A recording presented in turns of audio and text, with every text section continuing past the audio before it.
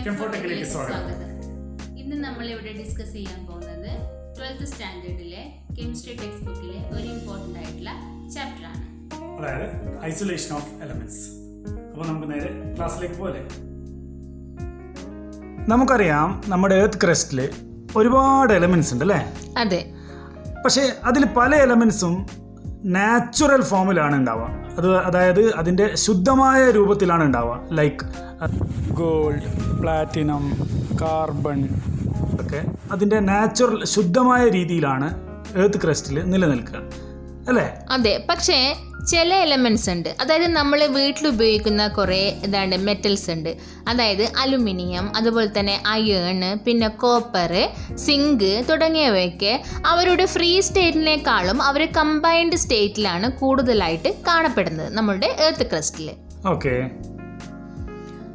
അപ്പോഴേ നമ്മൾ ഈ കമ്പൈൻഡ് ആയിട്ട് കാണപ്പെടുന്ന ഈ മെറ്റൽസിനെ നമുക്ക് ഒറിജിനൽ ആയിട്ട് മെറ്റൽസ് ആക്കി കൺവേർട്ട് ചെയ്യണം. അതിന് നമ്മുടെ കെമിസ്ട്രിയിൽ ഒരുപാട് മെത്തേഡുകൾ പറയുന്നുണ്ട്. ആ മെത്തേഡിനെ പറ്റിയാണ് നമ്മൾ ഈ ചാപ്റ്ററിൽ വളരെ ഡീറ്റെയിൽഡ് ആയിട്ട് ഡിസ്കസ് ചെയ്യാൻ പോകുന്നത്. ഓക്കെ. അപ്പോൾ ഇനി നമുക്കതിനെപ്പറ്റി വിശദമായി തന്നെ പഠിക്കാം. അപ്പോൾ നമ്മുടെ എർത്ത് ക്രസ്റ്റിൽ ഒരുപാട് എലമെൻറ്റ്സ് ഉണ്ടെന്ന് പറഞ്ഞല്ലോ. ഈ എലമെൻറ്റ്സ് ഒക്കെ നമ്മുടെ എർത്ത് സർഫസിൽ നിന്ന് ഒരുപാട് ഡീപ്പിലാണ് കാണപ്പെടുന്നത്. അതിനെ നമുക്ക് മൈൻ ചെയ്ത് എടുക്കേണ്ടി വരും. അങ്ങനെ മൈൻ ചെയ്തെടുക്കുന്ന മെറ്റാലിക് കോമ്പൗണ്ട്സ്, ഇതിനെ പൊതുവേ വിളിക്കുന്ന ഒരു പേരാണ് മിനറൽസ്. അതെ. അതായത് നമുക്കൊരു പെർട്ടിക്കുലർ മെറ്റലിനെ നമുക്ക് കിട്ടണമെന്നുണ്ടെങ്കിൽ നമ്മൾ ആദ്യം സെർച്ച് ചെയ്യേണ്ടത് അതിൻ്റെ മിനറലാണ്. അതിൻ്റെ മിനറൽ നമുക്ക് എവിടെ നിന്നാണ് കിട്ടുക? മൈനിങ്ങിലൂടെ അല്ലേ?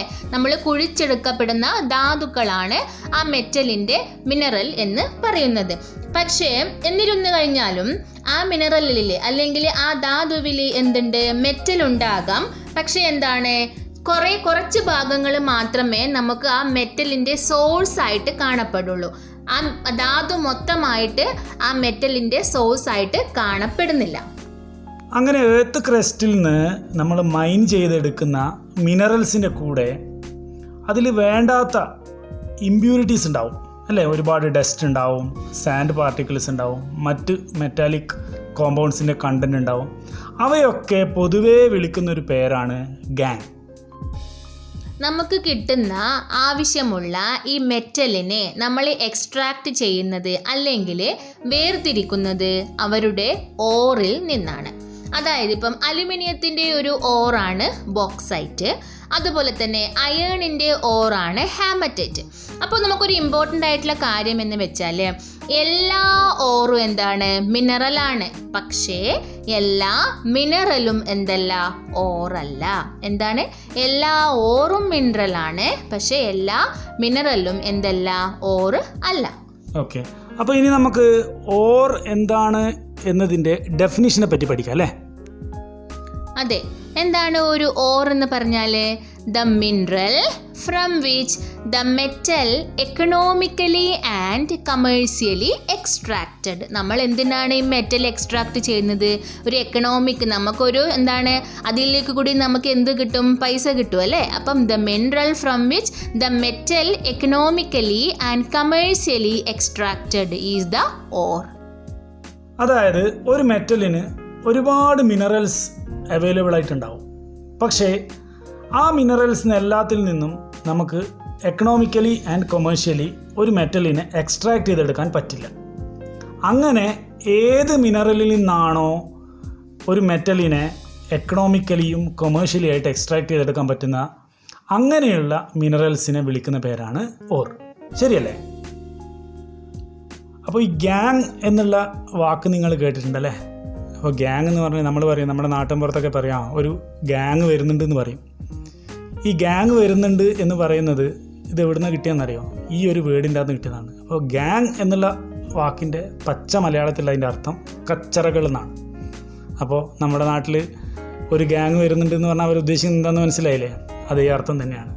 അപ്പോൾ ഈ ഓർസിൻ്റെ കൂടെ അല്ലെങ്കിൽ മിനറൽസിൻ്റെ കൂടെ ഉണ്ടാകുന്ന ഇമ്പ്യൂരിറ്റീസിനെ പൊതുവേ വിളിക്കുന്ന പേരാണ് ഗാങ്. ഓക്കെ, അതിന് എക്സാമ്പിളായിട്ട് നിങ്ങളുടെ പുസ്തകത്തിൽ കൊടുത്തിട്ടുള്ള സിലിക്കേറ്റ്സ്, റോക്ക് പീസസ്, ഇതൊക്കെ ഗാങ്ങിന് എക്സാമ്പിൾസ് ആയിട്ട് നിങ്ങളുടെ പുസ്തകത്തിൽ കൊടുത്തിട്ടുണ്ട്. മെറ്റൽസിലെ അലൂമിനിയമാണ് most abundant in the earth crust. നമ്മളുടെ ഭൂമിയിൽ ഏറ്റവും കൂടുതൽ കാണപ്പെടുന്ന മെറ്റൽ ആരാണ്? അലൂമിനിയമാണ്. അപ്പോൾ മലയാളത്തിൽ നമ്മൾ ചോദിക്കുമല്ലോ ഏറ്റവും കൂടുതലായിട്ട് കാണപ്പെടുന്ന ലോഹം ഏതാണെന്ന് ചോദിച്ചു കഴിഞ്ഞാൽ നമുക്ക് അലൂമിനിയം എന്ന് എഴുതാം അല്ലേ? അതെ, പക്ഷെ വേറൊരു പോയിന്റും കൂടിയുണ്ട്, അത് കൺഫ്യൂഷൻ ആകരുത്. എന്താണ്? It is the third most abundant element in the earth crust. Earth ക്രസ്റ്റിൽ കാണപ്പെടുന്ന മൂന്നാമത്തെ എലമെൻ്റ് ആണ് ആര്? അലൂമിനിയം. ആദ്യം പറഞ്ഞു എർത്ത് ക്രസ്റ്റിൽ കാണപ്പെടുന്ന ഫസ്റ്റ് അബണ്ടൻ്റ് ആണ് അലൂമിനിയം. അപ്പോൾ എർത്ത് ക്രസ്റ്റിൽ കാണപ്പെടുന്ന ഏറ്റവും അബണ്ടൻ്റ് ആയിട്ടുള്ള മെറ്റൽ അലൂമിനിയം, അതേപോലെ തന്നെ it is the third most abundant element in earth crust അല്ലേ? അങ്ങനെയല്ലേ വരിക? അതായത് നമുക്ക് പരിചയമുള്ള നമ്മുടെ ജേം സ്റ്റോൺസ് ഒക്കെ ഇല്ലേ, അതൊക്കെ എന്താണ്? ഈ അലൂമിനിയത്തിൻ്റെ ഇംപ്യൂർ ഫോമാണ്. അലൂമിനിയം അതിൻ്റെ ഓക്സൈഡ്സ് ആയിട്ടാണ് കാണപ്പെടുന്നത്. അപ്പം നമുക്ക് പരിചയമുള്ള ജേം സ്റ്റോൺസ്, അതുപോലെ തന്നെ റൂബി, സാഫയർ, അതൊക്കെ എന്താണ്? നമ്മളുടെ അലൂമിനിയം ഓക്സൈഡാണ്, അലൂമിനിയത്തിൻ്റെ ഇംപ്യൂർ ഫോമാണ്. നമ്മുടെ എർത്ത് ക്രസ്റ്റിൽ കാണപ്പെടുന്ന രണ്ടാമത്തെ അബണ്ടൻ്റ് മെറ്റൽ ഏതാണ്? അയേൺ ആണ്. എർത്ത് ക്രസ്റ്റിൽ കാണപ്പെടുന്ന രണ്ടാമത്തെ അബണ്ടൻറ്റ് മെറ്റൽ എന്ന് പറയുന്നത് നമ്മളുടെ അയേൺ തന്നെയാണ്. നമ്മൾ ഡെയിലി യൂസ് ചെയ്യുന്ന ഈ സംഗതികളാണ് ആരൊക്കെ? നമ്മളുടെ അലുമിനിയം, അയേൺ എന്നൊക്കെ പറയുന്നത് അല്ലേ? ഓക്കെ, ഇനി നമുക്ക് കുറച്ച് മെറ്റൽസിൻ്റെയും അതിൻ്റെ ഓർസിനെ പറ്റിയും പഠിക്കാം. നിങ്ങളുടെ ടെക്സ്റ്റ് ബുക്കിൽ ഇത് മാച്ച് ദ ഫോളോയിങ് ആയിട്ടും വൺ വേർഡൊക്കെ ആയിട്ട് ചോദിച്ചു വരുന്ന കുറച്ച് കാര്യങ്ങളാണ്. അതാണ് ഇനി ഡിസ്കസ് ചെയ്യാൻ പോകുന്നത്. ആദ്യം തന്നെ അലൂമിനിയത്തിൻ്റെ മെയിൻ ഓർ ഏതാണെന്ന് ചോദിച്ചു കഴിഞ്ഞാൽ നിങ്ങൾ 10ാം ക്ലാസ് മുതൽ പഠിക്കുന്നതാണ് ബോക്സൈറ്റ്. അതെ, അലൂമിനിയത്തിൻ്റെ ഇത് നിങ്ങൾ ഈ +2 കഴിഞ്ഞിട്ട് PSC പരീക്ഷയ്ക്കൊക്കെ പ്രിപ്പയർ ചെയ്യുകയാണെങ്കിൽ എപ്പോഴും ചോദിക്കുന്ന ഒരു ക്വസ്റ്റ്യൻ ആണ് അലൂമിനിയത്തിൻ്റെ ഏതാണ്? ബോക്സൈറ്റ്. അപ്പോൾ ഞാൻ നേരത്തെ പറഞ്ഞു അലൂമിനിയം എന്താണ്? അതിൻ്റെ ഓക്സൈഡ്സ് ആയിട്ടാണ് കാണപ്പെടുന്നത്. അതുപോലെ തന്നെ കെലോനൈറ്റ് എന്നും ഒരു ഫോം ഓഫ് ക്ലേ ആണ്, അതും അലുമിനിയത്തിൻ്റെ എന്താണ്? ഒരു ഓറാണ്. അതിൽ അലുമിനിയം കൂടാതെ നമ്മളുടെ സിലിക്കയില്ലേ, സിലിക്കയുടെ ഫോംസും ആ കെലോനൈറ്റിൽ കാണപ്പെടുന്നു. പിന്നീട് നിങ്ങൾക്ക് പഠിക്കാനുള്ളത് അയണിൻ്റെ ഓർസാണ്. അയണിൻ്റെ ഓർസ് നിങ്ങൾക്ക് പഠിക്കാനുള്ളത് ഹെമറ്റൈറ്റ്, മാഗ്നറ്റൈറ്റ്, സിഡറൈറ്റ്, അയൺ പൈറൈറ്റൈസ്, ഇതൊക്കെയാണ്. അതേപോലെ വേണം അത് ഈ അയൺ പൈറൈറ്റ്സ്, അതുപോലെ തന്നെ സിഡറൈറ്റ്സ്, അതിൻ്റെയൊക്കെ ഫോർമുല നമുക്ക് ആവശ്യമുണ്ട്. ഹെമറ്റൈറ്റ് എന്ന് പറഞ്ഞാൽ Fe2O3 ആണ്. മാഗ്നറ്റൈറ്റ് എന്ന് പറഞ്ഞാൽ Fe3O4, സിഡറൈറ്റ് എന്ന് പറഞ്ഞാൽ FeCO3, അയൺ പൈറൈറ്റ്സ് എന്ന് പറഞ്ഞാൽ FeS2. ഈ അയൺ പൈറൈറ്റ്സിന് പൊതുവേ നമ്മളൊരു കാര്യം പറയും, എന്തെന്ന്? വിഡ്ഢികളുടെ സ്വർണം എന്നറിയപ്പെടുന്നത് എന്ന് ചോദിക്കാറുണ്ട്. അതായത് അയൺ പൈറൈറ്റ്സ് FeS2 ആണ് എന്താണ്? വിഡ്ഢികളുടെ സ്വർണം എന്നറിയപ്പെടുന്ന ഒരു അയണിൻ്റെ ഓർ. പിന്നീട് നിങ്ങളുടെ ടെക്സ്റ്റ് ബുക്കിൽ തന്നിട്ടുള്ളത് കോപ്പറിൻ്റെ ഓർസിനെ പറ്റിയാണ്. കോപ്പറിൻ്റെ ഓർസിൽ നിങ്ങൾക്ക് പഠിക്കാനുള്ളത് copper pyrites, malachite, cuprite, copper glance എന്നിവയാണ്. അതെ, അപ്പം ഈ കോപ്പർ പൈറൈറ്റ്സ് നേരത്തെ ഞാൻ പറഞ്ഞു അയൺ പൈറൈറ്റ്സ് FeS2, അപ്പോൾ കോപ്പർ പൈറൈറ്റ്സ് CuFeS2 ആണ്. മാലക്കൈറ്റ് എന്ന് പറയുന്നത് CuCO3, CuOH ട്വൈസ്. കുപ്രൈറ്റ് എന്ന് പറയുന്നത് Cu2O ആൻഡ് കോപ്പർ ഗ്ലാൻസ് എന്ന് പറയുന്നത് Cu2S. പിന്നീട് നിങ്ങൾക്ക് വരുന്നത് സിങ്കിനെ പറ്റിയാണ്. സിങ്കിൻ്റെ ഓർ നിങ്ങളുടെ ടെക്സ്റ്റ് ബുക്കിൽ കൊടുത്തിട്ടുള്ളത് സിങ്ക് ബ്ലെൻഡ്, കാലമൈൻ, സിങ്സൈറ്റ്, ഇതൊക്കെയാണ്.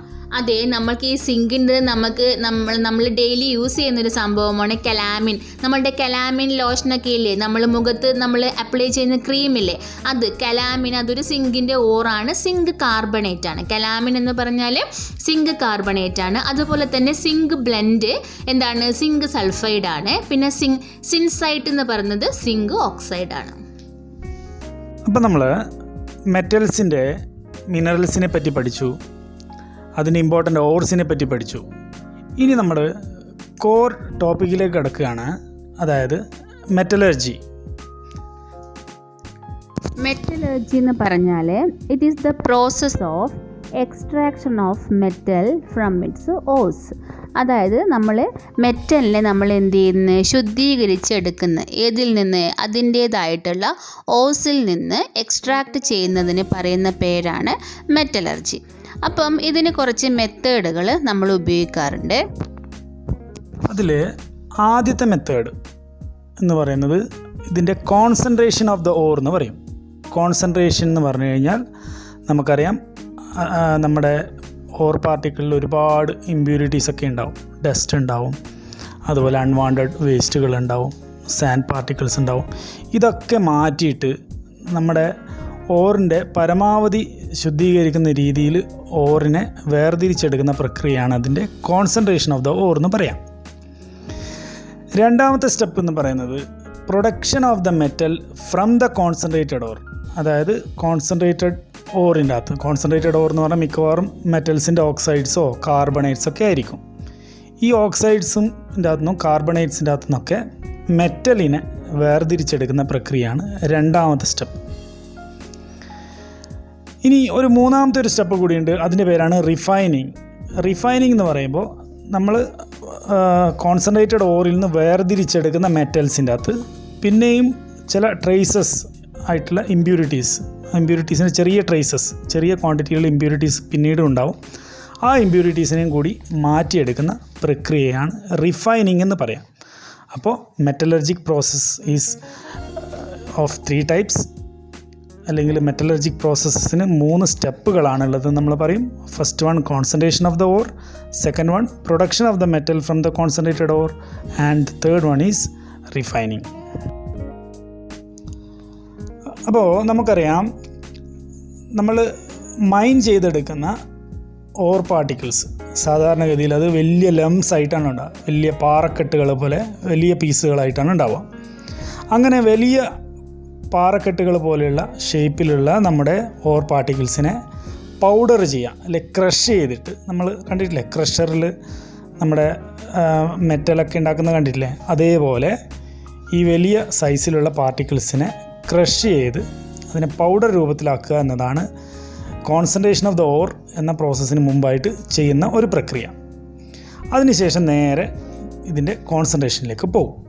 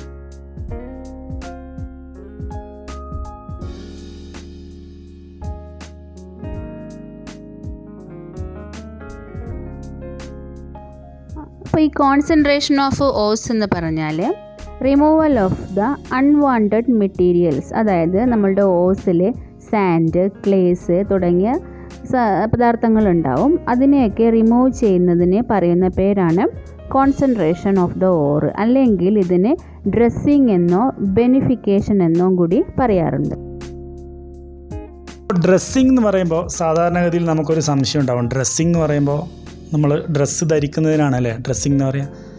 അതേപോലെ മറ്റൊരു ഡ്രസ്സിങ് ഉണ്ട്, നമുക്കെല്ലാവർക്കും അറിയാവുന്ന. നമ്മൾ പറയും ചിക്കനെ ഡ്രസ്സ് ചെയ്യുന്ന പ്രോസസ്സ്. ചിക്കനെ ഡ്രസ്സ് ചെയ്യുന്ന പറഞ്ഞാൽ എന്താ? ഡ്രസ്സ് ഉടുപ്പിച്ച് കൊടുക്കുന്നതിനാണോ? അല്ല, ചിക്കൻ്റെ തൂവൽ കളയുന്നതിനാണ് നമ്മൾ പൊതുവെ ഡ്രസ്സിങ് എന്ന് പറയുക. അപ്പോൾ ഇവിടെ ഉദ്ദേശിക്കുന്ന ഡ്രസ്സിങ് എന്ന് പറഞ്ഞു കഴിഞ്ഞാൽ ഇതിൻ്റെ അകത്തുള്ള അൺവാണ്ടഡ് ഇമ്പ്യൂരിറ്റീസിനെ നീക്കം ചെയ്യാം. ഓക്കെ, ഇതിന് പറയുന്ന പേരാണ് dressing or beneficiation of the ore.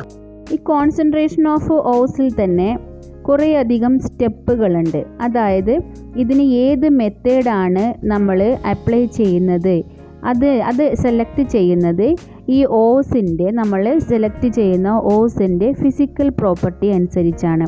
അതായത് ഫിസിക്കൽ പ്രോപ്പർട്ടീസ് ഓഫ് ഓൾസും പറയാം, ആ ഓൾസിൽ അടങ്ങിയിരിക്കുന്ന ഗ്യാങ്ങിൻ്റെ ഫിസിക്കൽ പ്രോപ്പർട്ടിയും കൂടി അനുസരിച്ചിട്ടാണ് നമ്മൾ ഓരോരോ മെത്തേഡ് സെലക്ട് ചെയ്യുന്നത്. അതിൽ തന്നെ നമുക്ക് ഡിഫറെൻറ്റ് ടൈപ്സ് ഓഫ് മെത്തേഡ്സ് ഉണ്ട് കോൺസെൻട്രേഷൻ ഓഫ് ദ ഓറിൽ. അതിൽ നമുക്ക് ഗ്രാവിറ്റി സെപ്പറേഷൻ എന്ന് പറയാം, ഫ്രോത്ത് ഫ്ലോട്ടേഷൻ എന്ന് പറയാം, മാഗ്നറ്റിക് സെപ്പറേഷൻ എന്ന് പറയാം, ലീച്ചിങ് എന്ന് പറയാം. അങ്ങനെ ഒരുപാട് തരം പ്രോസസ്സുകളുണ്ട്. അതായത് കോൺസെൻട്രേഷൻ ഓഫ് ദ ഓർ എന്ന് പറയുന്നത് ഒരുപാട് ടൈപ്സ് ഓഫ് പ്രോസസ്സുകൾ. ഈ ഗ്രാവിറ്റി സെപ്പറേഷൻ എന്ന് പറയുന്നത് ഹൈഡ്രോളിക് വാഷിംഗ് ആണ്. അതായത് ഇത് ബേസ് ചെയ്തിരിക്കുന്നത് difference in gravities of the ore and gangue particles. അതായത് അതുകൊണ്ടാണ് ഇതിന് ഗ്രാവിറ്റി സെപ്പറേഷൻ എന്നൊരു പേരും കൂടി വന്നത്. അതായത് ഇവിടെ ഗാങ് പാർട്ടിക്കിൾസ് ലൈറ്റർ ആയിരിക്കും, ഓർ പാർട്ടിക്കിൾസ് ഹെവിയർ ആയിരിക്കും. അപ്പോൾ ലൈറ്റർ ഗാങ് പാർട്ടിക്കിൾസിനെ വാട്ടർ കൊണ്ട് വാഷ് ചെയ്തിട്ട് ഒഴുക്കി കളയുക. ഇതാണ് ബേസിക്കലി ഗ്രാവിറ്റി സെപ്പറേഷൻ കൊണ്ട് ഉദ്ദേശിക്കുന്നത്. നമുക്കറിയാം, നമ്മൾ ഒരു പാത്രത്തിൽ കുറച്ച് ചരലെടുക്കാമെന്ന് വിചാരിക്കുക. ചരലെടുത്തിട്ട് ആ ചരലിനെ അതിനകത്ത് നമ്മൾ വെള്ളം ഒഴിച്ചിട്ട് അതിനകത്തുള്ള മണ്ണ് നമ്മൾ കളയുന്നൊരു പ്രക്രിയയുണ്ട് അല്ലേ. വെള്ളത്തിൽ നന്നായിട്ട് കഴുകി കളഞ്ഞു കഴിഞ്ഞാൽ ഈ ചരലിൻ്റെ മുകളിലുള്ള മണ്ണ് ഒട്ടിക്കിടക്കുന്ന മണ്ണ് ഇളകിപ്പോവും. അപ്പോൾ നല്ലപോലെ വെള്ളത്തിൽ കഴുകി കഴിഞ്ഞ് കഴിഞ്ഞാൽ ചരൽ മാത്രം ആ പാത്രത്തിൽ നിൽക്കുകയും അതിനകത്തുള്ള മണ്ണ് നമ്മൾ ഒഴുക്കി കളയുകയും ചെയ്യും. ഈ ചിത്രത്തിൽ നിങ്ങൾക്ക് കാണാം ഒരു സിക്സാഗ് ഫോമിലുള്ള ഒരു സർഫസ് അല്ലേ. അതിൽ നിങ്ങൾക്ക് കാണാം വാട്ടർ, ഒരു പൈപ്പ് വെച്ചിട്ട് വാട്ടർ ഒഴിക്കുന്നുണ്ട്. അതുപോലെ മുകളിൽ ഒരു ഫണൽ ടൈപ്പ് അപ്പാരറ്റസിലൂടെ നമ്മുടെ ഓർ പാർട്ടിക്കിൾസ് താഴോട്ട് നിക്ഷേപിക്കുന്നുണ്ട്. അപ്പോൾ ഓർ പാർട്ടിക്കിൾസ് താഴോട്ട് നിക്ഷേപിക്കുകയും സൈഡിൽ കൂടി വെള്ളം ഇങ്ങനെ ഒഴുകുകയും ചെയ്യുമ്പോൾ നമുക്കറിയാം ഇവിടെ ഉപയോഗിക്കുന്നത് when the impurities R lighter. ഇപ്പോൾ ലൈറ്റർ ഇമ്പ്യൂരിറ്റീസ് എന്ത് ചെയ്യും, വാട്ടറിൻ്റെ ഫ്ലോയിൽ ഒഴുകി പുറത്തേക്ക് പോകും. പക്ഷേ ഓർ പാർട്ടിക്കിൾസ് ഹെവിയർ ആയതുകൊണ്ട് അത് ഈ സർഫസിൻ്റെ സിക്സാഗ് അതിൻ്റെ പ്രതലത്തിൽ തട്ടി അവിടെ തന്നെ നിൽക്കുകയും ചെയ്യും. ഇതിനാണ് നമ്മൾ പൊതുവെ ഹൈഡ്രോളിക് വാഷിംഗ് എന്ന് പറയാം, അല്ലെങ്കിൽ ഗ്രാവിറ്റി സെപ്പറേഷനാണ് അതിൻ്റെ നമ്മൾ ഉദ്ദേശിക്കുന്ന മെത്തേഡ് എന്ന് പറയുന്നത് ഹൈഡ്രോളിക് വാഷിംഗ് ആണ്. ഫ്രോത്ത് ഫ്ലോട്ടേഷൻ മെത്തേഡാണ് നെക്സ്റ്റ് പറയുന്നത്. ഈ മെത്തേഡ് യൂസ് ചെയ്യുന്നത് സൾഫൈഡ് ഓസിനെ പ്യൂരിഫൈ ചെയ്യാൻ വേണ്ടിയിട്ടാണ്. അതായത് നമുക്കറിയാം ഇതിൽ ഉപയോഗിക്കുന്ന മെത്തേഡ് എന്ന് പറഞ്ഞാൽ if the impurities are heavier than the ore, അതായത് ഓറിനേക്കാളും ഇമ്പ്യൂരിറ്റീസ് ഹെവിയർ ആണെങ്കിൽ അപ്പോൾ മാത്രമേ ഈ ഫ്രോത്ത് ഫ്ലോട്ടേഷൻ പ്രോസസ്സ് നമ്മൾ യൂസ് ചെയ്യുള്ളൂ. അപ്പോൾ അതിന് സാധാരണഗതിയിൽ ഈ ഭാഗത്ത് പരീക്ഷയ്ക്ക് ചോദിക്കുന്ന ക്വസ്റ്റ്യൻ എന്താണെന്ന് വെച്ച് കഴിഞ്ഞാൽ സൾഫൈഡ് ഓർസിൻ്റെ പ്യൂരിഫിക്കേഷന് വേണ്ടി ഉപയോഗിക്കുന്ന കോൺസെൻട്രേഷൻ മെത്തേഡ് ഏതാണെന്ന് മിക്കവാറും ക്വസ്റ്റ്യൻ പേപ്പറിൽ കണ്ടുവരുന്ന ഒരു ക്വസ്റ്റ്യനാണ്. അപ്പോൾ അവിടെ നമുക്ക് ഫ്രോത്ത് ഫ്ലോട്ടേഷൻ എന്ന് ആൻസർ ചെയ്യാം. അപ്പോൾ ഈ ഫ്രോത്ത് ഫ്ലോട്ടേഷൻ, ഫ്രോത്ത് എന്ന് പറഞ്ഞു കഴിഞ്ഞാൽ പത. നമ്മൾ കുളിക്കുന്ന ആൾക്കാർക്കറിയാം അല്ലേ, പത എന്ന് പറഞ്ഞ സാധനം. അപ്പോൾ എങ്ങനെയാണ് പത വരിക, അത് ആ ഒരു മെത്തേഡ് ഉപയോഗിച്ച് എങ്ങനെയാണ് സൾഫൈഡ് ഓർസിനെ പ്യൂരിഫൈ ചെയ്യുക, അതാണ് ഫ്രോത്ത് ഫ്ലോട്ടേഷൻ പ്രോസസ്സിൽ നമ്മൾ പറയാൻ പോകുന്നത്. അപ്പോൾ ഫ്രോത്ത് ഫ്ലോട്ടേഷന് നമ്മൾ ഉപയോഗിക്കുക ഈ ചിത്രത്തിൽ കാണുന്ന പോലെ ഒരു സെറ്റപ്പാണ്. ഇതിൽ നമ്മൾ ആദ്യം ചെയ്യേണ്ടത് ഈ വെസലിൻ്റെ അകത്ത് ഒരു സസ്പെൻഷൻ, നമ്മുടെ സൾഫൈഡ് ഓർസിൻ്റെ വാട്ടറിലുള്ള സസ്പെൻഷനാണ് നമ്മൾ ഇതിലെടുക്കുക. അതിനകത്ത് ഒരു കംപ്രസ്ഡ് എയർ വെച്ച് അജിറ്റേറ്റ് ചെയ്യാൻ പറ്റിയ ഒരു ബ്ലേഡ് അതുണ്ടാവും. ഓക്കെ, ഈ വാട്ടറിലുള്ള ഈ സസ്പെൻഷനിലേക്ക് നമ്മൾ collectors and froth stabilisers add ചെയ്യും. ഈ കളക്ടേഴ്സായിട്ട് സാധാരണ ആഡ് ചെയ്യുക pine oil, fatty acids and xanthates ആണ്. അതായത് ഓയിലി നേച്ചറായിട്ടുള്ള സബ്സ്റ്റൻസ് ആയിരിക്കും നമ്മൾ കളക്ടേഴ്സ് ആയിട്ട് ആഡ് ചെയ്യുക. പിന്നെ നമ്മൾ ഈ കംപ്രസ്ഡ് എയർ വഴി ഇതിനെ അജിറ്റേറ്റ് ചെയ്യുമ്പോൾ ഇതിനകത്ത് ഫ്രോത്ത് ഉണ്ടാവും, പത. ഓക്കെ, അപ്പോൾ ഫ്രോത്ത് ഉണ്ടാകുമ്പോൾ ഈ ഉണ്ടാവുന്ന ഫ്രോത്ത് മുകളിലേക്ക് പോകണം, കെട്ടടങ്ങാതെ മുകളിലേക്ക് പോകണം. അതിനുവേണ്ടി നമ്മൾ ചില ഫ്രോത്ത് സ്റ്റെബിലൈസേഴ്സ് ആഡ് ചെയ്യും. അങ്ങനെ ഈ സസ്പെൻഷൻ കംപ്രസ്ഡ് എയർ വെച്ച് അജിറ്റേറ്റ് ചെയ്യുമ്പോൾ ഫ്രോത്ത് ഉണ്ടാവും. ഫ്രോത്ത് മുകളിലേക്ക് പോവും. മുകളിലേക്ക് പോകുമ്പോൾ ലൈറ്റർ ഓർ പാർട്ടിക്കിൾസ്, നമുക്കറിയാം ഇവിടെ ഇമ്പ്യൂരിറ്റീസ് ഹെവിയറാണ്, ലൈറ്റർ ഓർ പാർട്ടിക്കിൾസ് ഫ്രോത്തിൻ്റെ കൂടെ മുകളിലേക്ക് പോകും. അങ്ങനെ മുകളിലേക്ക് പോകുന്ന ഫ്രോത്ത് നമ്മൾ അവിടുന്ന് സ്കിം ചെയ്ത് മാറ്റും. എന്നിട്ട് അതിനെ പിന്നീട് അതിനകത്തുള്ള ഫ്രോത്തിനെ ഇവാപ്രേറ്റ് ചെയ്ത് കളയും. അപ്പോൾ നമ്മുടെ ഗാങ് പാർട്ടിക്കിൾസ് ഈ സെറ്റപ്പിൻ്റെ താഴെ വന്ന് കിടക്കും, ബിക്കോസ് ദേ ആർ ഹെവിയർ. അപ്പോൾ ഫ്രോത്ത് ഫ്ലോട്ടേഷൻ പ്രോസസ്സ് എന്ന് പറയുന്നത് സൾഫൈഡ് ഓർസിൻ്റെ പ്യൂരിഫിക്കേഷനാണ്. ഇതുപോലൊരു സെറ്റപ്പ് വെച്ചിട്ടാണ് അതിനെ പ്യൂരിഫൈ ചെയ്യുക. എപ്പോഴും ഓർ പാർട്ടിക്കിൾ ലൈറ്റർ ആയിരിക്കണം ഇമ്പ്യൂരിറ്റീസിനേക്കാൾ. ഇമ്പ്യൂരിറ്റീസ് എപ്പോഴും ക്ലീനിങ്ങിന് കോൺസെൻട്രേഷന് ശേഷം ഈ സെറ്റപ്പിൽ താഴെ വന്ന് കിടക്കും. സൾഫൈഡ് ഓർ പാർട്ടിക്കിൾസ് ഫ്രോത്തിൻ്റെ കൂടെ മുകളിലേക്ക് പോകും. അതിൽ ഫ്രോത്ത്, അതായത് ഓർ പാർട്ടിക്കിൾസിൻ്റെ നോൺ വെറ്റബിലിറ്റി എൻഷുർ ചെയ്യാൻ വേണ്ടി നമ്മൾ കളക്ടേഴ്സിന് ആഡ് ചെയ്യും. ഫ്രോത്ത് കെട്ടടങ്ങി പോകാതിരിക്കാൻ വേണ്ടി ഫ്രോത്ത് സ്റ്റെബിലൈസർ ആഡ് ചെയ്യും. അങ്ങനെ മുകളിലേക്ക് വരുന്ന ഫ്രോത്തിൻ്റെ കൂടെ ഓർ പാർട്ടിക്കിൾസ് ഉണ്ടാവും. ആ ഓർ പാർട്ടിക്കിൾസിനെ നമ്മൾ സ്കിം ചെയ്തെടുത്ത് മാറ്റും. അതിനെ ഏതെങ്കിലും ഒരു ഡിഷിലോ അങ്ങനെ വെച്ച് നമ്മൾ ഇവാപ്രേറ്റ് ചെയ്ത് കളയും. അപ്പോൾ ഫ്രോത്ത് കെട്ടടങ്ങും. അങ്ങനെ കിട്ടുന്ന ഓർ പാർട്ടിക്കിൾസിനെ നമ്മൾ അടുത്ത സ്റ്റെപ്പിലേക്ക് കൊണ്ടുപോകും. ഫ്രോത്ത് ഫ്ലോട്ടേഷൻ പ്രോസസ്സിൽ നമ്മൾ നേരത്തെ പറഞ്ഞ പോലെ കളക്ടേഴ്സ് ഉണ്ടാവും, ഫ്രോത്ത് സ്റ്റെബിലൈസേഴ്സ് ഉണ്ടാവും. ഇപ്പോൾ കളക്ടേഴ്സായിട്ട് സാധാരണ എക്സാമിന് ചോദിക്കുന്ന ക്വസ്റ്റ്യനിൽ നിങ്ങൾക്ക് എഴുതാം പൈൻ ഓയിൽ, കോമൺ ആയിട്ട് യൂസ് ചെയ്യുന്ന പൈൻ ഓയിലാണ്. ഫ്രോത്ത് സ്റ്റെബിലൈസേഴ്സായിട്ട് അനിലിൻ, ക്രിസോളൊക്കെയാണ് ആഡ് ചെയ്യുക. ഇനി മൂന്നാമത്തെ ഒരു സംഭവമുണ്ട്, അതായത് ഡിപ്രസൻസ് എന്ന് പറയും. ഉദാഹരണത്തിന് നമ്മുടെ സൾഫൈഡ് ഓർസിൽ 2 തരം ഓർസ് ഉണ്ടെന്ന് വിചാരിക്കുക. ഫോർ എക്സാമ്പിൾ ലെഡ് സൾഫൈഡും സിങ്ക് സൾഫൈഡും ഉണ്ടെന്ന് വിചാരിക്കുക. നമുക്ക് ലെഡ് സൾഫൈഡ് മാത്രം വേർതിരിച്ചെടുക്കണം. അതിനകത്ത് നമ്മൾ സിങ്ക് സൾഫൈഡിനെ അല്ലെങ്കിൽ സിങ്ക് സൾഫൈഡും ലെഡ് സൾഫൈഡും ഉള്ള മിക്സ്ചറിനകത്ത് ലെഡ് സൾഫൈഡിനെ മാത്രം നമുക്ക് വേർതിരിച്ചെടുക്കണം. അങ്ങനെയെങ്കിൽ നമ്മൾ സോഡിയം സയനൈഡ് എന്ന് പറയുന്ന ഒരു കെമിക്കൽ നമ്മൾ ഡിപ്രസൻ്റ് ആയിട്ട് ഇതിനകത്ത് ആഡ് ചെയ്യും. അപ്പോൾ ഡിപ്രസൻ്റ് എന്ന് പറഞ്ഞു കഴിഞ്ഞാൽ ഈ സിങ്ക് സൾഫൈഡിനെ ഫ്രോത്ത് ഫോം ചെയ്യുന്നതിൽ നിന്നും തടയുന്ന ഒരു വസ്തു, അതിൻ്റെ പേരാണ് ഡിപ്രസൻ്റ്. അപ്പോൾ സിങ്ക് സൾഫൈഡിനെ ഫ്രോത്തിൻ്റെ കൂടെ വരാതെ തടയുന്ന ഒരു വസ്തുവിനെ വിളിക്കുന്ന പേരാണ്, അല്ലെങ്കിൽ ഇങ്ങനെ ചെയ്യുന്ന ഒരു വസ്തുവിൻ്റെ പേരാണ് ഡിപ്രസൻ്റ്. ഇവിടെ നമ്മൾ സോഡിയം സയനൈഡാണ് ഡിപ്രസൻ്റ് ആയിട്ട് യൂസ് ചെയ്യുക. ഇതും പരീക്ഷയ്ക്ക് ചോദിച്ച ഒരു ക്വസ്റ്റ്യനാണ്.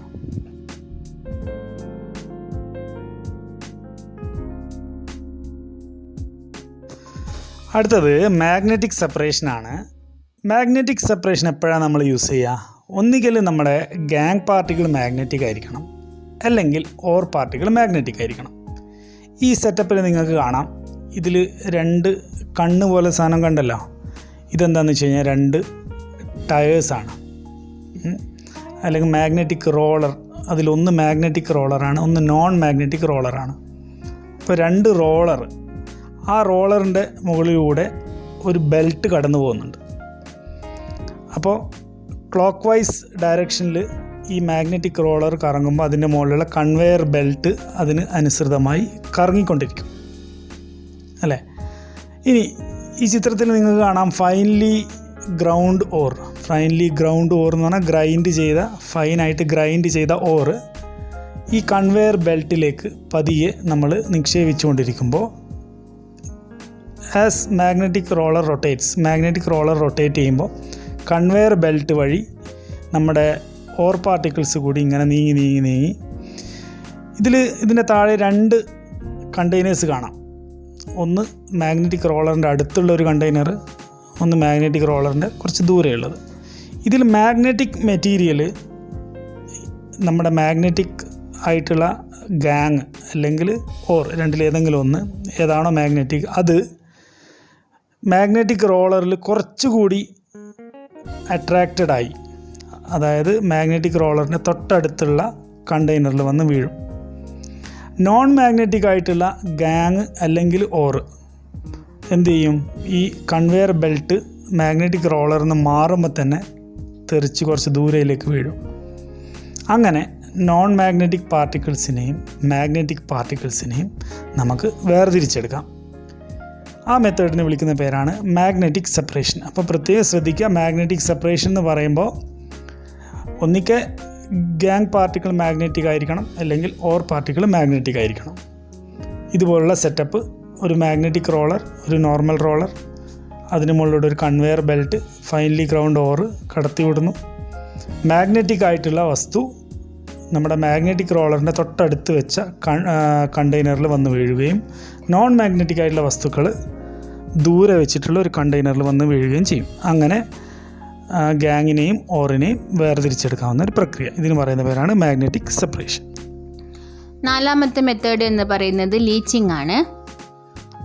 ലീച്ചിങ് എന്ന് പറയുമ്പോൾ ഇത് ഒരു കോൺസെൻട്രേഷൻ മെത്തേഡാണ്. അതായത് ഓർ പാർട്ടിക്കിൾസിൻ്റെ അകത്ത് ഒരു സ്യൂട്ടബിൾ റിയേജൻറ്റ് നമ്മൾ ആഡ് ചെയ്യും. ഈ സ്യൂട്ടബിൾ റിയേജൻറ്റ് ആഡ് ചെയ്യുമ്പോൾ ഓറ് മാത്രം അതുമായിട്ട് റിയാക്ട് ചെയ്തിട്ട് പുതിയൊരു കോമ്പൗണ്ടായി മാറും. പക്ഷേ ഇമ്പ്യൂരിറ്റി ഈ ആഡ് ചെയ്യുന്ന റിയേജൻറ്റിൽ റിയാക്ട് ചെയ്യാതെ ഇമ്പ്യൂരിറ്റി ആയിട്ട് ആ മിക്സ്ചറിൽ കിടക്കും. അങ്ങനെ റിയാക്ട് ചെയ്ത ഓർ പാർട്ടിക്കിൾ അല്ലെങ്കിൽ ഓറിൻ്റെ കോമ്പൗണ്ട് അത് ഈ റിയേജൻറ്റുമായിട്ട് ചേർന്നിട്ട് പുതിയൊരു കോമ്പൗണ്ടായി മാറി അതിനെ വേർതിരിച്ചെടുക്കും. Leaching of alumina from bauxite. നമുക്കറിയാം, ബോക്സൈറ്റ് എന്ന് പറയുന്നത് അലുമിനിയത്തിൻ്റെ ഒരു ഇമ്പോർട്ടൻ്റ് ആയിട്ടുള്ള ഓറാണ്. അതായത് ഈ ബോക്സൈറ്റിൽ നമുക്ക് അയേൺ ഓക്സൈഡ്, സിൽവർ ഡയോക്സൈഡ്, അതുപോലെ തന്നെ ടൈറ്റാനിയം ഓക്സൈഡ് തുടങ്ങിയ ഇമ്പ്യൂരിറ്റീസ് കാണപ്പെടുന്നുണ്ട്. അപ്പം നമുക്ക് എന്ത് ചെയ്യണം? ഈ ഇമ്പ്യൂരിറ്റീസിനെയൊക്കെ അതിൽ നിന്ന് നീക്കം ചെയ്യണം. അതിന് വേണ്ടിയിട്ട് കോൺസെൻട്രേഷൻ എന്ന ഈ പ്രോസസ്സ് ക്യാരി ഔട്ട് ചെയ്യും. എങ്ങനെയാണ് ചെയ്യുന്നത്? അത് by digesting the powdered ore. നമുക്കറിയാം, നമ്മളിപ്പോൾ കോൺസെൻട്രേഷൻ ചെയ്യണമെങ്കിൽ എന്തായാലും ആ ഓറിനെ നല്ല ഫൈനലി പൗഡേർഡ് ആക്കി കൊടുക്കണം. എന്നിട്ട് എന്ത് ചെയ്യണം? പിന്നെ ഈ പൗഡേർഡ് ഓറിനെ concentrated solution of sodium hydroxide, അതായത് സോഡിയം ഹൈഡ്രോക്സൈഡിൻ്റെ നല്ല കോൺസെൻട്രേറ്റ് ആയിട്ടുള്ള സൊല്യൂഷനിലേക്കൂടി ട്രീറ്റ് ചെയ്യുക. അതിനൊരു കറക്റ്റായിട്ടുള്ള ടെമ്പറേച്ചർ ഉണ്ട്. 473 മുതൽ 523 കെൽവിൻ വരെയാണ് നമ്മൾ അതിനെ മിക്സ് ചെയ്യുമ്പോൾ കൊടുക്കുന്ന ടെമ്പറേച്ചർ എന്ന് പറയുന്നത്. അതുപോലെ തന്നെ പ്രഷർ എന്ന് പറയുന്നത് 35 to 36 ബാർ പ്രഷറാണ്. ഈ പ്രോസസ്സിലൂടെ in this way aluminium oxide is leached out as sodium aluminate. നമുക്കറിയാം, ആ ഓറിൽ എന്തുണ്ട്? അലുമിനിയം ഓക്സൈഡ് ഉണ്ട്. ആ അലുമിനിയം ഓക്സൈഡ് എന്ത് ചെയ്യുന്നത്? നമ്മളുടെ സോഡിയം ഹൈഡ്രോക്സൈഡിലുള്ള സോഡിയമായിട്ട് റിയാക്ട് ചെയ്തിട്ട് എന്താ നമുക്ക് കിട്ടുന്ന പ്രോഡക്റ്റ്? സോഡിയം അലുമിനേറ്റ് എന്ന് പറയുന്നത്. അപ്പോൾ പിന്നെ ഈ സോഡിയം അലുമിനേറ്റ് നമുക്ക് കിട്ടും. അതിനുശേഷം ഇമ്പ്യൂരിറ്റീസ് എന്ത് ചെയ്യും? ബാക്കി വേറെ ആയിട്ട് അവിടുന്ന് റിമൂവ് ചെയ്യപ്പെടും. ഇതിൻ്റെ ഇക്വേഷൻ നിങ്ങൾ 10ാം ക്ലാസ് പഠിച്ചതാണ്, വളരെ ഇമ്പോർട്ടൻ്റ് ആണ്. Al2O3 2H2O + 2NaOH gives 2NaAlO2 + 3H2O. ഇതിന് വിളിക്കുന്ന പേര് സോഡിയം മെറ്റാ അലുമിനേറ്റ്. നിങ്ങൾ പഠിച്ചിട്ടുണ്ടാവും, സോഡിയം മെറ്റാ അലുമിനേറ്റ്, അല്ലെങ്കിൽ സിംപ്ലി സോഡിയം അലുമിനേറ്റ് എന്ന് പറഞ്ഞാലും മതിയാവും. അപ്പോൾ ഇക്വേഷൻ വളരെ ഇമ്പോർട്ടൻ്റ് ആണ്. ഈ ലീച്ചിങ് നമുക്കറിയാം, നമ്മളുടെ വിലപിടിപ്പുള്ള മെറ്റൽസ് ആയിട്ടുള്ള സിൽവർ, ഗോൾഡ്, അവയുടെ ഇമ്പ്യൂരിറ്റീസിനെ നീക്കം ചെയ്യാൻ വേണ്ടിയിട്ടും നമ്മൾ ഈ ലീച്ചിങ് ഉപയോഗിക്കുന്നുണ്ട്. എന്താണ് നമ്മളിവിടെ നടത്തുന്ന പ്രക്രിയ? നമ്മൾ മറ്റേ ലീച്ചിങ്ങിൽ പറഞ്ഞത് സോഡിയം ഹൈഡ്രോക്സൈഡ് ആയിട്ടാണ് നമ്മളുടെ ഓറിനെ ട്രീറ്റ് ചെയ്യുക. പക്ഷേ ഇവിടെ പറയുന്നത് നമ്മളുടെ ഓറായിട്ടുള്ള സിൽവറിൻ്റെയും ഗോൾഡിൻ്റെയും ഓറിനെ നമ്മൾ എന്ത് ചെയ്യുന്നു? ഒരു dilute solution of sodium cyanide അല്ലെങ്കിൽ പൊട്ടാസ്യം സയനൈഡിനെ നമ്മൾ എയറിൻ്റെ പ്രസൻസിൽ നമ്മൾ എന്ത് ചെയ്യുന്നു? ട്രീറ്റ് ചെയ്യുന്നു. പിന്നെയോ നമുക്കൊരു പ്രൊഡക്റ്റ് കിട്ടും. ആ പ്രൊഡക്റ്റിനെ നമ്മൾ ഡിസ്പ്ലേസ്മെൻറ്റ് റിയാക്ഷനിലൂടെ നമ്മൾ ഡിസ്പ്ലേസ് ചെയ്തിട്ട് നമ്മളതിനെ വേർതിരിക്കുകയാണ് ചെയ്യുക. ഇവിടെ നമ്മൾ ആ ഡിസ്പ്ലേസ്മെൻറ്റ് റിയാക്ഷൻ നമ്മൾ നടത്തുന്നത് സിങ്ക് എന്ന മെറ്റൽ ഉപയോഗിച്ചിട്ടാണ്. ഇതിൻ്റെ ഇക്വേഷനും വളരെ ഇമ്പോർട്ടൻ്റ് ആണ്. അതായത് ഇക്വേഷൻ നിങ്ങളുടെ ടെക്സ്റ്റ് ബുക്ക് തന്നിരിക്കുന്നത് Ag2S + 4NaCN sodium cyanide gives 2NaAgCN twice sodium argento cyanide plus Na2S. ഈ ഇക്വേഷനും വളരെ ഇമ്പോർട്ടൻ്റ് ആണ്. അതായത് ലീച്ചിങ്ങിൻ്റെ 2 ഇക്വേഷൻസ് ഇതാണ് നിങ്ങൾക്ക് ഈ ടോപ്പിക്കിൽ നിങ്ങൾക്ക് ചോദിക്കാൻ സാധ്യതയുള്ള ക്വസ്റ്റ്യൻസ്. അതുപോലെ ലീച്ചിങ് എന്ന് പറഞ്ഞു കഴിഞ്ഞാൽ മനസ്സിലായില്ലേ? അതായത് ഒരു കോൺസെൻട്രേഷൻ മെത്തേഡാണ്. അതിൽ ഓർ പാർട്ടിക്കിൾസിനെ വേർതിരിച്ചെടുക്കാൻ വേണ്ടി ഒരു റിയേജൻറ്റ് ആഡ് ചെയ്യും. ആ റിയേജൻ്റെ പ്രത്യേകത എന്ന് പറഞ്ഞു കഴിഞ്ഞാൽ ഓർ പാർട്ടിക്കിളിൻ്റെ കൂടെ മാത്രമേ അത് റിയാക്ട് ചെയ്യുള്ളൂ, ഇമ്പ്യൂരിറ്റിയുടെ കൂടെ റിയാക്ട് ചെയ്യില്ല. ക്ലിയർ ആയല്ലോ? നിങ്ങൾക്ക് ഈ ക്ലാസ് ഇഷ്ടപ്പെട്ടിട്ടുണ്ടെങ്കിൽ ലൈക്ക് തരിക, അതുപോലെ തന്നെ സബ്സ്ക്രൈബ് ചെയ്യുക. ഇതുപോലുള്ള വീഡിയോസുകളുമായി നമ്മൾ വീണ്ടും വരുന്നതായിരിക്കും. നന്ദി.